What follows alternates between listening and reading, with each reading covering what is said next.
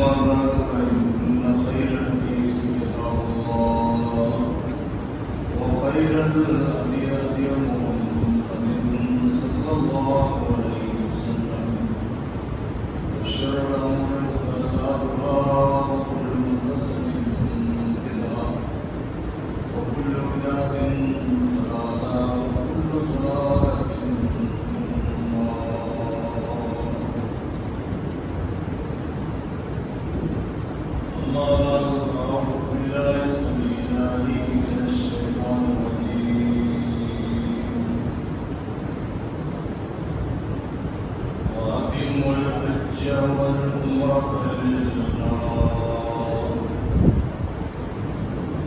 اشرح لي صدري ويسر لي امري واحلل عقدة من لساني يفقهوا قولي اللهم اهدني وعلما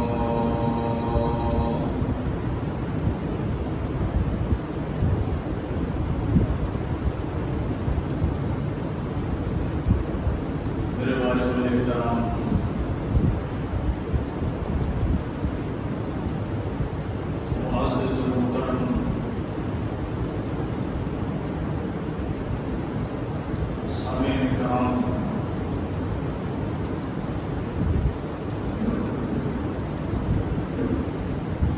اللہ جلالہ اکرام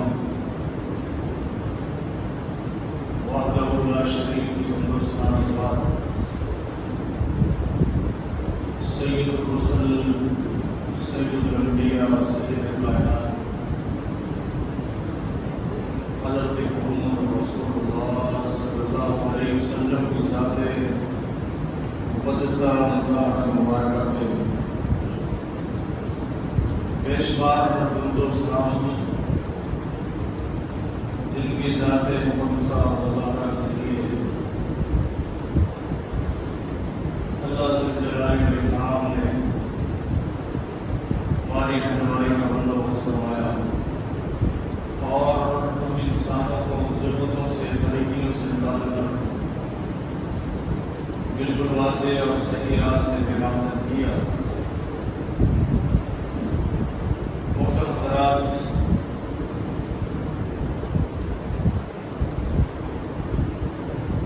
اسلام کے 5ویں فریضہ کے بارے میں ہم بات کر رہے تھے جس کو حج کے نام سے یاد کیا جاتا ہے.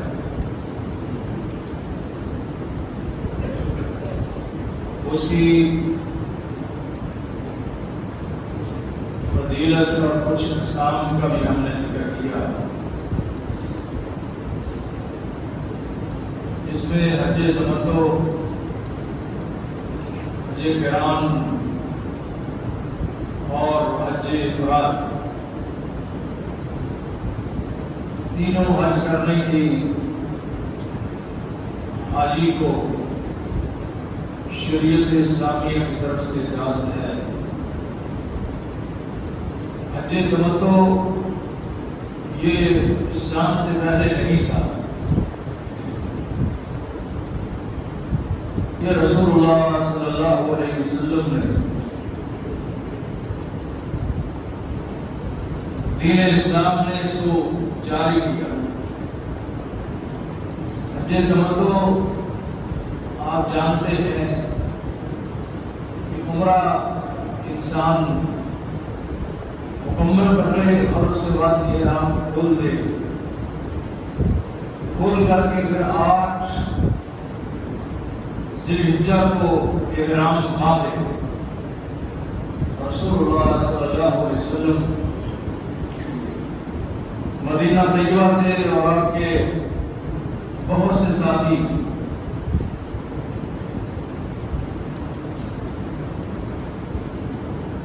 حج کے ارادے سے آپ کے ساتھ نکلے.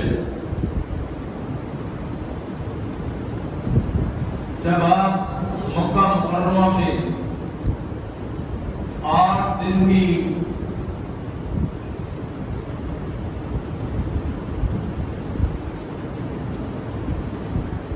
مسافت طے کر کے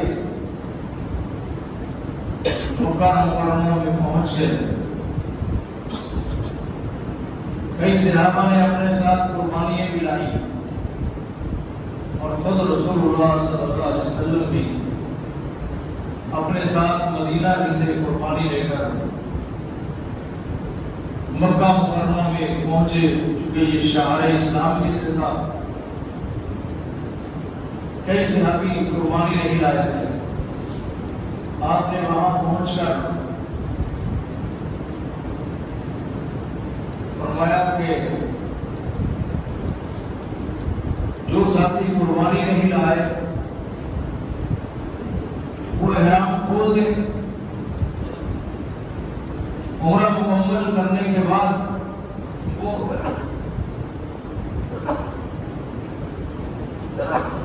احرام کو کھول کر پھر 8 ذی الحجہ کو احرام باندھیں. چونکہ یہ کام اہل مکہ کے لیے، اہل مدینہ کے لیے، حالانکہ اس سے پہلے آپ جانتے ہیں کہ 9 ذی الحجہ کو رسول اللہ صلی اللہ علیہ وسلم نے 10 ذی الحجہ کو 10 ہجری میں آپ نے حج کیا، 9 ہجری میں حضرت ابوبکر صدیق رضی اللہ تعالیٰ عنہ حج کے سالار اور امیر بنا کر بھیجے گئے تھے. اس وقت حج تمتع نہیں تھا، گاؤں میں حج تمتع نہیں تھا. 10 میں جب رسول اللہ صلی اللہ علیہ وسلم تشریف لے کر آ گئے تو آپ نے پھر احرام باندھا مدینہ طیبہ سے. بلکہ اس کی میں بات کرتا ہوں، احرام کیا لباس آپ نے مدینہ طیبہ ہی سے پہن لیا اور نیت میقات پہ آ کر کی. نیت میقات پہ آ کر کی.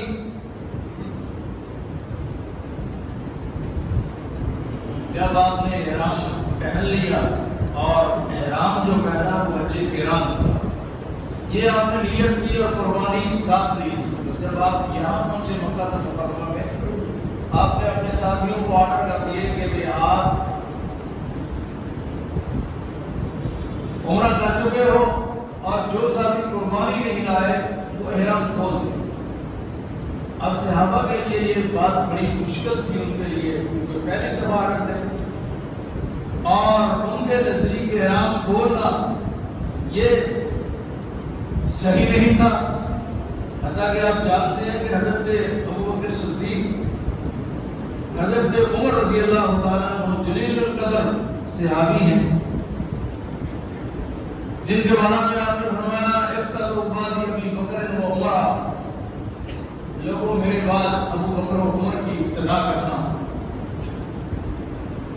اتنے جلیل قدر صحابی تھے. تو شامی لوگ جب ان سے پوچھنے کے لیے آئے کہ حج تمتع کے بارے میں آپ کیا کہتے ہیں، تو وہ فرمانے لگے کہ حج تمتع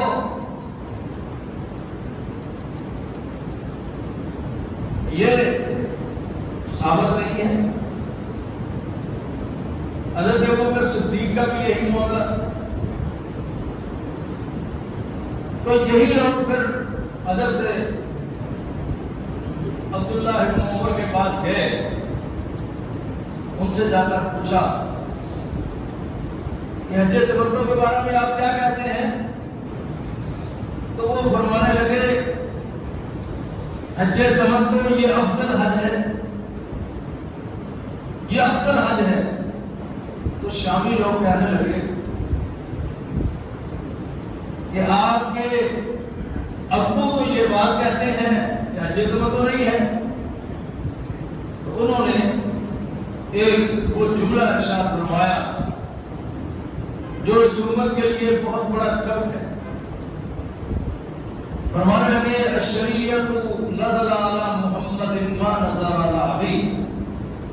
لوگوں شریعت میرے ابو پر نازل نہیں ہوئی ہے، شریعت تو رسول اللہ صلی اللہ علیہ وسلم پر نازل. پھر یہی لوگ یہی شامی لوگ حضرت عبداللہ ابن عباس جو حبر الامہ کہلاتے ہیں، جن کے بارے میں آپ نے فرمایا اللہم فقہہ فی الدین، اے اللہ عبداللہ کو دین کی فقاہت نصیب فرما دے، ان کے پاس آ کے یہ شامل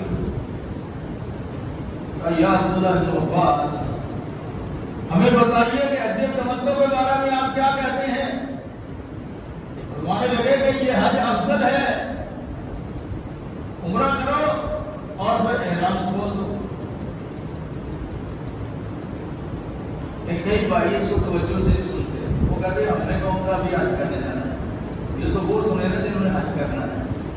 اور نہیں بھائی، علم سیکھنا یہ سب سے بڑا صالح عمل ہے۔ سیکھنا بھی کسی کو بتا تو سکتے ہو نا، بوڑھے باقی کو دیکھ کے تو نوجوان ویسے ہی پوچھ لیتا ہے، کیونکہ نوجوان کے پاس کوئی ٹائم نہیں ہے، وہ تو راتوں کے میدانوں میں بیٹھ کے وقت زندگی کا ضائع کرتا رہتا ہے، آخر میں لڑائیاں کر کے اپنے ہی ساتھیوں کو اٹھا کر ان کے بڑھانے کرتا رہتا ہے، اس کے پاس تو ٹائم نہیں۔ تو کبھی کبھی دل و دماغ میں آ جائے تو وہ مسئلہ پوچھ لیتا ہے، تو داڑھی والے آدمی کی طرف آدمی رجوع کرتا ہے، اور بزرگ آدمی کی طرف جاتا ہے کہ اس کے داڑھی رکھی ہوئی ہے، اس کو امام بھی بنا دو، لیکن وہ بیچارے کو بات ہوگا قرآن والا بھی نہیں آتا تو بنس جاتا ہے، اس لیے قرآن والا بھی یاد کرنی چاہیے ہمیں۔ سنت پر عمل کرنے کے ساتھ ساتھ قرآن بھی آنا چاہیے، علم بھی آنا چاہیے، اور علم بڑا خزانہ ہے، بڑا خزانہ ہے۔ رسول اللہ صلی اللہ علیہ وسلم نے فرمایا عالم جو ہے وہ عشاء کی نماز پڑھ کے سو جائے تو پھر فجر کی نماز پڑھے، تو ہم ساری رات آپ فرماتے ہیں اللہ رب العالمین اس آدمی کی جو علم سے بہرا مر ہے ساری رات عبادت میں لگ دیتے، اور وہ آدمی جو علم سے گورا ہے وہ ساری رات نماز پڑھتا رہے، وہ عالم کے مرتبے کو مقام کو نہیں پہنچ سکتا۔ تو اس لیے علم یہ کوئی مولویوں کی میراث نہیں ہے، بڑھاپے میں بھی بندہ علم سیکھے، نہ پتا ہو تو اس کا بھی سوال کرے۔ بہرحال یہ شامی لوگ اب جن کی امریکیوں نے پڑھائی کی ہے، میں آتا ہوں اس طرح، جن کی یہ نصیری شیعہ نے ذبح کیا ہے نا سب کو، اہل سنت کو، جہاں حضرت ابن معاویہ نے بیٹھ کر 64 لاکھ مربع میل پر حکومت کی اور مسلمانوں کا دعوت چلا، جہاں بیٹھ کر 20 سال حکومت کی اور عیسائیوں کو، یہودیوں کو اور نصیری یہ شیعہ کو یہ قتل گوارا نہیں تھا، جس کی وجہ سے آج تک شامی لوگ اس کی وجہ سے پٹ رہے ہیں۔ بہرحال یہ شام کے لوگ آ کر حضرت عبداللہ بن عباس سے پوچھتے ہیں، جب پوچھا تو فرمانے لگے کہ حج تمتع تو افضل ہے، افضل ہے۔ تو پھر شامی لوگ کہنے لگے کہ ابو بکر و عمر، یہ بات توجہ سے سننے والی، میں ایک بات کرنے لگا ہوں، ابو بکر و عمر دونوں جلیل القدر صحابی ہیں، اور حضرت ابو بکر صدیق تو انبیاء کے بعد سب سے زیادہ مقام اور مرتبے کی حامل شخصیت ہے۔ تو شامی لوگوں نے کہا عبداللہ ابن عباس، آپ فتویٰ دے رہے ہو کہ حج تمتع یہ افضل حج ہے، ابو بکر و عمر تو یہ فرماتے ہیں کہ حج تمتع نہیں ہے۔ فرمانے لگے اخاف ان تمطر علیکم حجارۃ من السماء، باتیں کہ مجھے ڈر لگتا ہے کہ کہیں آسمان سے پتھر برسنے میں شروع ہو جائیں۔ میں کہہ رہا ہوں کہ رسول اللہ صلی اللہ علیہ وسلم نے یہ فرمایا ہے، آپ اس کے مقابلے میں ابو بکر و عمر کا نام لے رہے ہیں۔ ہم تو کہتے ہیں نا میرے امام نے کہا، میرا مذہب نہیں ہے، رسول اللہ صلی اللہ علیہ وسلم کا فرمان سن کر کے منہ چڑھاتے ہیں، تعویلیں کرتے ہیں، صحیح فراویل کی تعویل کر کے اس کو منسوخ کراتے ہیں. یہ ہماری بدنصیبی ہے، یہ ہماری بدنصیبی ہے. جاؤ لاکھوں امام لے آؤ، میرے ابو بکر کا مقابلہ کر سکتے، میرے عمر کے مقام کو پہنچ سکتے نہیں. لیکن یہ بات ضرور ہے کہ غلطی یہ یا بھول یا علم کا نہ پہنچنا یہ ابو بکر و عمر جیسی شخصیات جو ہیں ان کے لیے بھی ہو سکتا ہے، ان کے لیے بھی آرڈر ہے. وَمَن يُشَاقِقِ الرَّسُولَ مِن بَعْدِ مَا تَبَيَّنَ لَهُ الْهُدَىٰ وَيَتَّبِعْ غَيْرَ سَبِيلِ الْمُؤْمِنِينَ، کہ جو شخص اللہ کے پیغمبر کی نافرمانی کرتا ہے، جب اس کو پتہ چل جائے کہ اللہ کے پیغمبر کا فرمان یہ ہے اور آپ کا فیصلہ یہ ہے، تو پھر اللہ رب العالمین فرماتے ہیں نُوَلِّهِ مَا تَوَلَّىٰ وَنُصْلِهِ جَهَنَّمَ وَسَاءَتْ مَصِيرًا، پھر یہ جدھر پھرنا چاہتا ہم اس کو پھیر دیتے ہیں.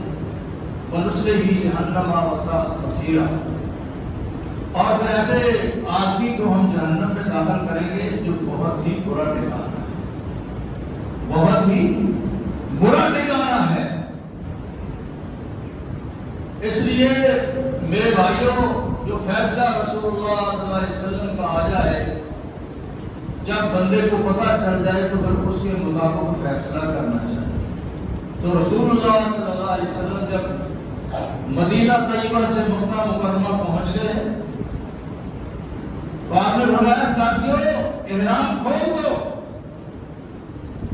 جو لوگ قربانی ساتھ نہیں لے کر آئے وہ احرام کھول دو. صحابہ تو دقت محسوس ہوئی کہ آج تک تو ہم نے یہ عمل کیا ہی نہیں، ہم تو جانتے ہی نہیں. یہ کیسے؟ چونکہ وہ حرام سمجھتے تھے عمرہ کرنا حج کے مہینوں کے اندر. لیکن اب فرمانے والے کون ہیں؟ وہ سید الرسل حضرت محمد رسول اللہ صلی اللہ علیہ وسلم کی شخصیت ہے، جن کی بات کو چیلنج نہیں کیا جا سکتا، جن کی بات کو رد نہیں کیا جا سکتا. اور ماننے والے کون ہیں؟ وہ صحابہ کی جماعت ہے. ادھر آمنہ بلال نے فرمایا کہ شراب حرام ہو گئی ہے، صحابہ کے ہاتھ میں تھے کیا؟ گلاس ہاتھ میں تھے شراب سے بھرے ہوئے، اور آسمان کے رب نے اس کو حرام قرار دے دیا ہے. پیالے منہ تک نہیں اٹھے، یہ گلاس پھر آگے نہیں بڑھے، ان کو نیچے کرا دیا گیا. اور پھر جب یہ آرڈر سن لیا تو مدینے کی گلیے شراب کے مٹکے توڑے جانے کی وجہ سے جیسے موسلادھار بارش کے بعد گلیوں میں پانی بہتا ہے، اس طرح شراب بہتی تھی. اس طرح شراب مدینہ کی گلیوں میں بہ رہی تھی. ماننے والے یہ تھے، لیکن نئی چیز کو ماننے میں دقت ضرور ہوتی ہے. مولوی کو بھی بڑی پریشانی ہوتی ہے، عام آدمی کو بھی بڑی، نہیں یہ ہمارا مذہب نہیں ہے، یہ تمہارا مذہب نہیں، ہمارے مولوی نے نہیں بتایا. یہ کہہ کر یہ جان چھڑانے کی کوشش کرتا ہے. نہیں بھائی ایسے کام نہیں چلے. تو حج تمتع پر آپ نے فرمایا کہ اگر مجھے پہلے علم ہوتا، آپ غیر کام تھے نا، یا غیر تو آپ جھوٹ بول رہے ہیں، بخاری شریف کی نص ہے. اگر مجھے پہلے علم ہوتا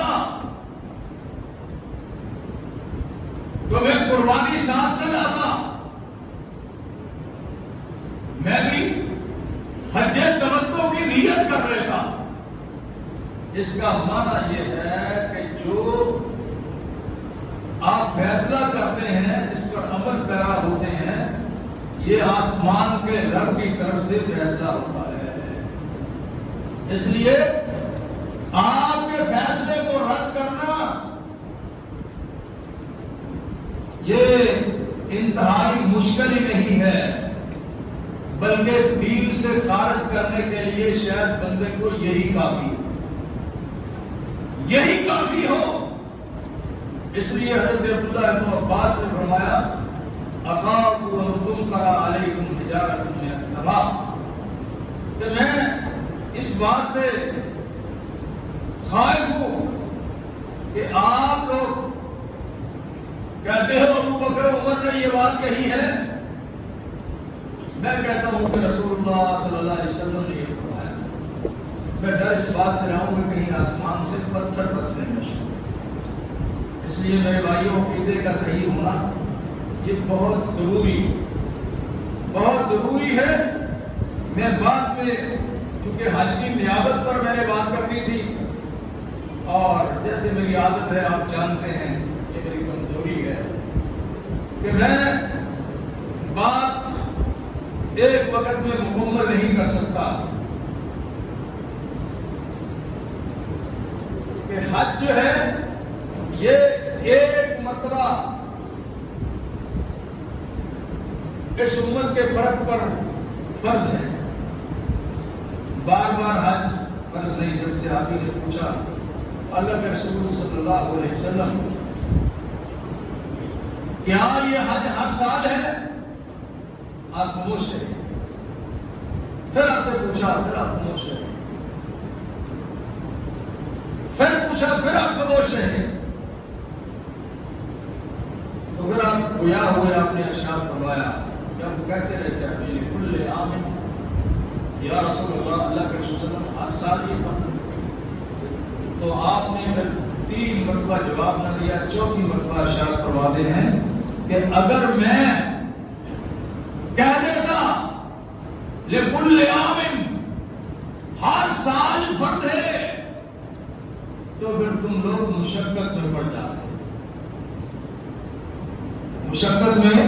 جاتے، چونکہ یہ اللہ کا دین ہے.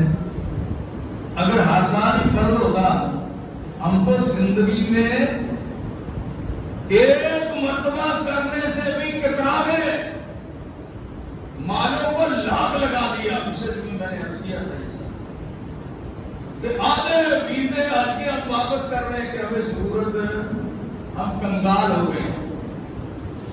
اللہ کی شرط لگائی استطاع علیہ سبیلا، جس کی جیب مضبوط ہو وہ میرے گھر کی زیارت کے لیے، یہ بھی میرے اللہ کا احسان ہے. اگر مال کی شرط نہ لگائی ہوتی اور طاقت کی شرط نہ لگائی ہوتی تو پھر ہر بندہ پہنچ جاتا، اس کے لیے جانا ضروری ہوتا. یہ بھی اس کا احسان ہے کہ اس نے اپنے بندوں پر یہ رحم کیا کہ جسمانی طاقت ہو، جیب مضبوط ہو، بینک اجازت دیتا ہو، تب میرے گھر کی زیارت کے لیے آ جاؤ، ورنہ آپ پر آنا فرض نہیں ہے. آپ مشکل میں نہ پڑنا، یہ اللہ رب العالمین کی طرف سے آسانیاں ہیں. اور پھر یہ بھی بتا دیا کہ بعض دفعہ آدمی جو ہے، چونکہ حج ہم بتا چکے ہیں پچھلے اجماع میں یہ فرض ہے، طاقت رکھنے کے باوجود جو آدمی حج نہیں کرتا، فرمایا یموت یہودی یم نصرانیہ، وہ یہودی فوت ہو جائے یا نصرانی، آپ فرماتے اس سے ہمارے دین کا کوئی تعلق نہیں،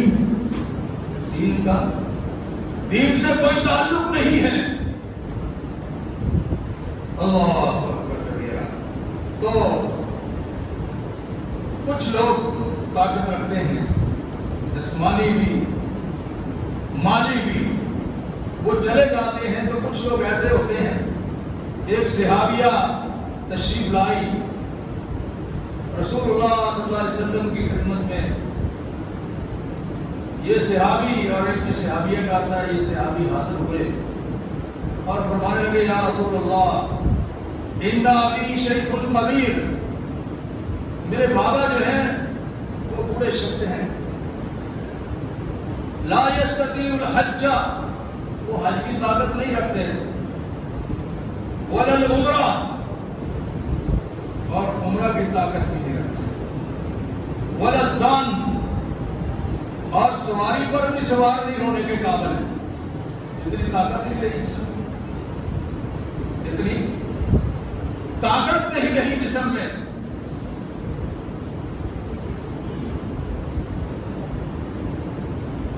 تو رسول اللہ صلی اللہ علیہ وسلم سے پھر اگلا سوال کرتے ہیں، فرماتے ہیں حج عن ابیک واعتمر. تو پھر آپ نے ان کو اجازت دی کہ دیکھو بھائی آپ اپنے بابا کی طرف سے حج بھی کرو اور عمرہ بھی کرو، حج بھی کرو اور عمرہ بھی کرو. حاجی صاحب یہ دلیل سن لیں اچھی طرح، یہ صحیح حدیث ہے. چونکہ عمرے کا بدل کسی کے لیے عمرہ کرنا، اس پر علماء کا بڑا اختلاف ہے، لیکن یہ نص صریح ہے یہاں کہ جس طرح حج بدل ہو سکتا ہے اسی طرح دوسری کی طرف سے عمرہ بھی ہو سکتا ہے، عمرہ بھی ہو سکتا ہے.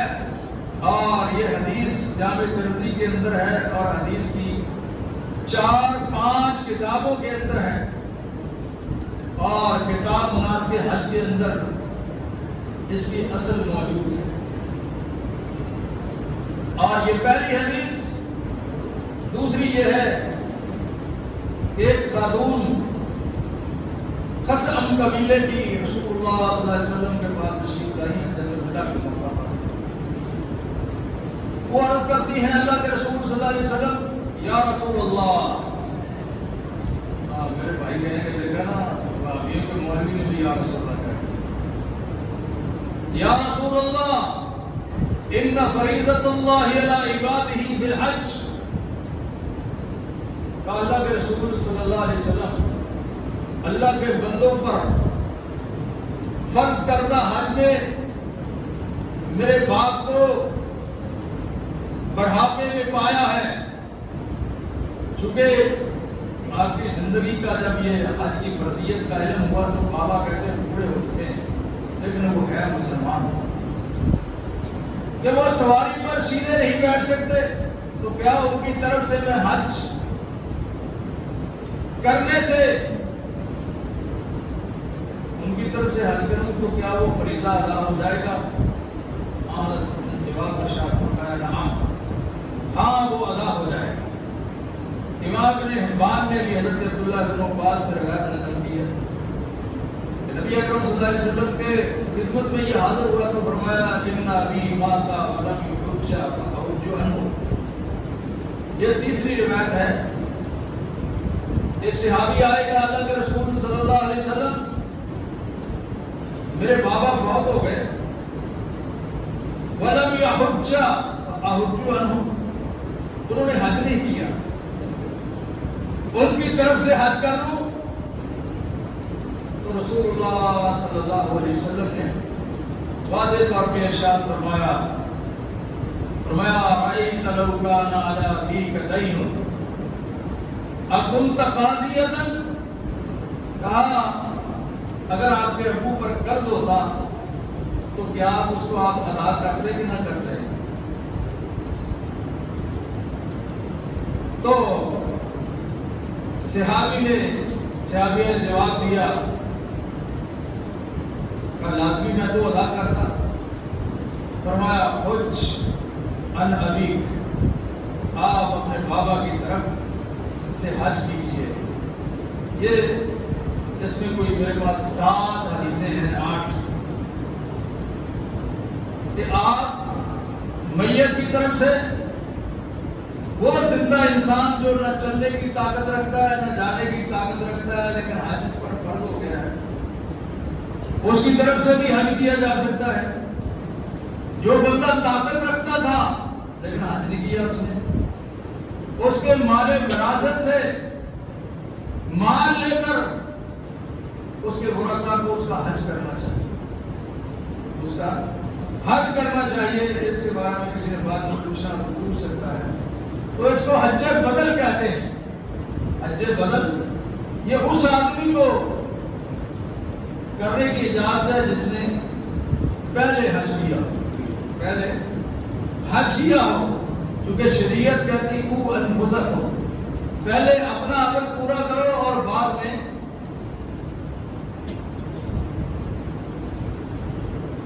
دوسرے کے لیے۔ بہرحال تو حج کا یہ مسئلہ جو ہے ہم نے مشترک طور پہ بیان کیا ہے، تو دوسرے کی طرف سے آپ یہ ادا کر سکتے ہیں، دوسرے کی طرف سے یہ ادا کر سکتے ہیں، اس لیے یہ اہم ترین فریضہ ہے۔ ایک بات اور جو اس ہفتے میں پیش آئی، میں ویسے پیش کر چکا ہوں لیکن مجھے سکون نہیں آ رہا، اس لیے کہ اس مولوی بیچارے نے اپنا مسلک ثابت کرنے کے لیے رسول اللہ صلی اللہ علیہ وسلم جیسے اب میڈیا کو بھی آپ دیکھتے ہیں کہ وہ بڑا زور لگاتے ہیں تاکہ ہماری بات ثابت ہو جائے۔ اللہ کی پیغمبر کھاتے میں کی بات کھاتے میں جاتی ہے تو جائے، اور آپ کے فرمان کی تعویل اور اس کو منسوخ قرار دے کر اپنا مدد ثابت کرنے کے لیے وہ پریشان ہوتے ہیں۔ یعنی اس لیے حضرت عبداللہ بن عمر، حضرت عبداللہ بن عباس کا وہ فرمان جو حج تمتع کے بارے میں آپ کو پیش کیا ہے تاکہ بات سمجھنے میں آسانی ہو سکے۔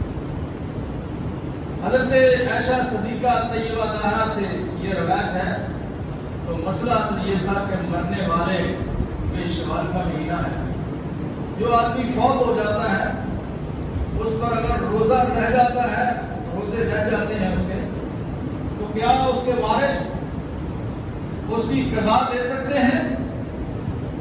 امت کی ماں حضرت عائشہ صدیقہ طیبہ طاہرہ فرماتی ہیں کہ نبی صلی اللہ علیہ وسلم نے فرمایا من مات وعلیہ صیام صام عنہ ولیہ۔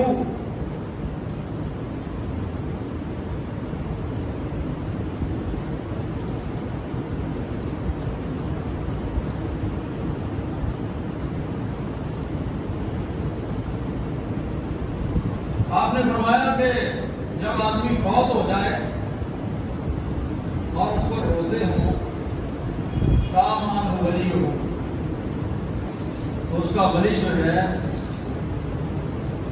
اس کی جگہ پہ روزہ رکھے۔ اور اس روایت میں ایک چیز شامل کر دی، اسی نے انشاء اس مزدار کے اندر کہ اگر وہ چاہے تو، لیکن یہ الفاظ ضعیف ہیں، یہ صحیح نہیں ہے۔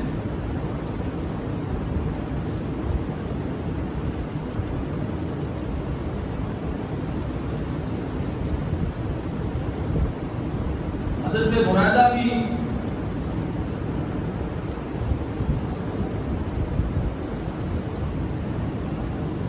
سب پانی لینا روزہ بولنا پڑے گا، یہ جواب ہے۔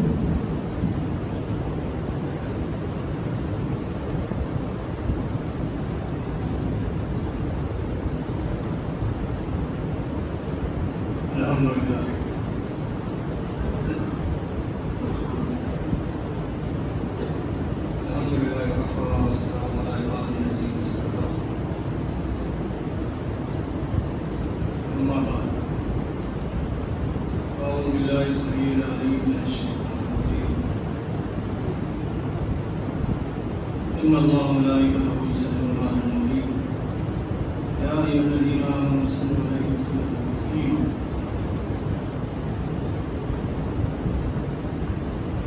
اللهم صل على محمد وعلى آل محمد كما صليت على إبراهيم وعلى آل إبراهيم إنك حميد مجيد اللهم بارك على محمد وعلى آل محمد كما باركت على إبراهيم وعلى آل إبراهيم إنك حميد مجيد إن الله وملائكته يصلون على النبي يا أيها الذين آمنوا صلوا عليه وسلموا تسليما محترم حضرات، آج کے خطبہ کا خلاصہ یہ ہے کہ حج جس امت کے افراد پر فرض ہے، حج اور عمرہ بدل کے طور پہ کیا جا سکتا ہے، اور روزہ بھی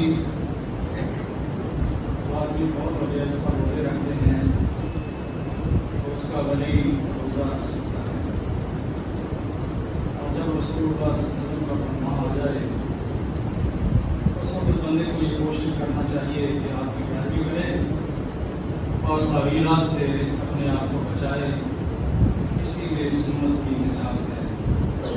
اسی پر اتفاق کرتا ہوں اللہ رب العالمین ہم سب کی پریشانیوں کو دور فرمائے، اپنے ساتھی بیمار ہیں اللہ تمام کو شفا کام کرے۔